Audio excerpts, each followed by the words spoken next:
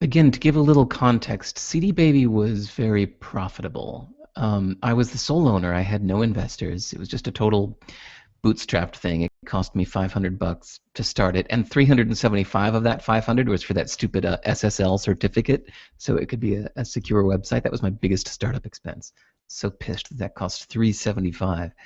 So by the time I decided to sell CD Baby, it was already making almost like 4 million a year net profit, and I was the sole owner of that. So I had already paid off every debt. I'd paid off the mortgage to my house. I'd bought a car. Like I'd already done every non-stupid thing I wanted to do.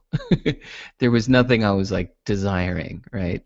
Because I think at a certain point you almost have to try hard and be somewhat stupid to spend mega millions, right? So when I decided to sell CD Baby, it wasn't for the money. I just wanted to be done with it. I just wanted to walk away.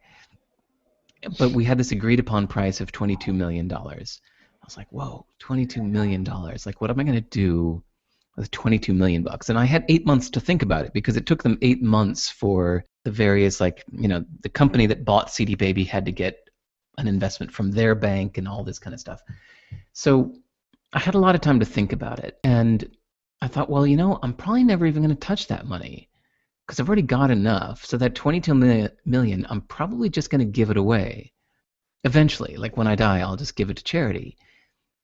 And when I mentioned this to my lawyer, who was a good guy and he knew me well, and he said, well, if you're just going to give it away anyway, there's a smarter way to structure this. And I said, what do you mean? And he said, if you get 22 million paid out to you personally, then you're going to have to pay like $7 million in taxes, right? So now you're left with 15 million.